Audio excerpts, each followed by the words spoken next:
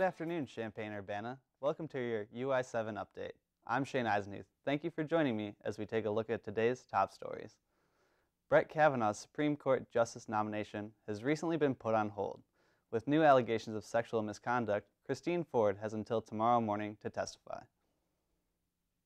The clock is ticking for Christine Blasey Ford. Senate Judiciary Committee Chairman Chuck Grassley says Ford has until Friday at 10 a.m. to say if she'll testify about her sexual assault allegations against Supreme Court nominee Brett Kavanaugh. I'm not worried about anything other than just focusing for the next few days on encouraging her to come. Grassley says Ford can testify in either an open or closed session, publicly or privately.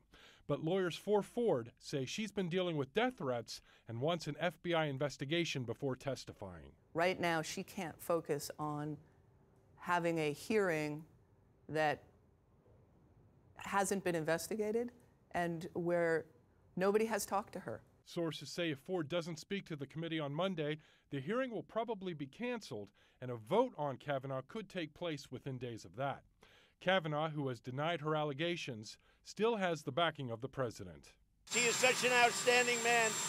Very hard for me to imagine that anything happened. But most Democrats believe Ford is being treated unfairly. I stand with her, and she is being bullied by this committee. I'm John Lawrence reporting. Even though Hurricane Florence has run its course, flooding still remains in the Carolinas. With 36 inches of rain, thousands of roads are closed and flooded. The flooding has left 343,000 North Carolina residents without power. At least 37 people have died because of Hurricane Florence. Governor Henry McMaster says the hurricane is unprecedented. We have not had a disaster like this one before. Hurricane Hugo in 1989 was a tremendous blow, but it came in McClellanville just above Charleston and went through in a hurry. Hurricane Florence came here and stayed, going from North Carolina and South Carolina, and left record amounts of rain. Rescuers are working around the clock to provide assistance and relief to those who have been ravaged by the hurricane. In other news, number 8 Illinois Volleyball finishes up non-conference play with a perfect 11-0 record after the Illini Classic this past weekend. The team has a strong showing, securing wins over Northern Iowa, Lipscomb, and number 10 Cretin.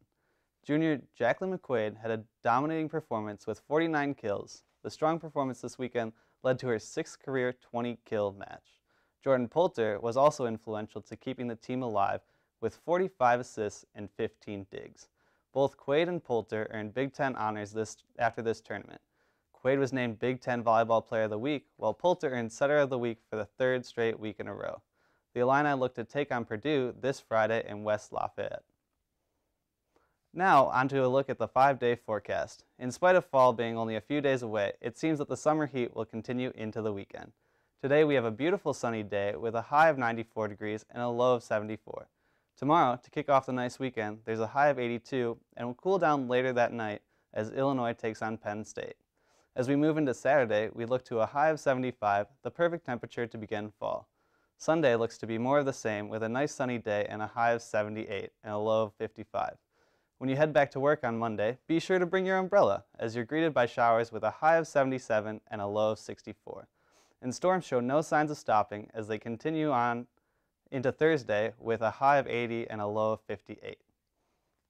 In entertainment, 49-year-old actor Jack Black received his star on the Hollywood Walk of Fame.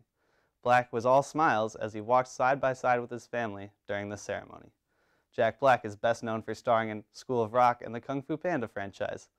In honor of Black's new film, The House with a Clock in Its Walls, his star was placed next to the Stromberg clock on Hollywood Boulevard.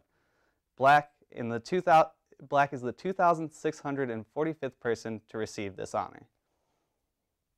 Before we say goodbye, be sure to check out UI7 News social media accounts to hear more of our top stories. Follow us on Twitter, Instagram, like us on Facebook, and subscribe to us on YouTube. Don't forget to share your favorite stories.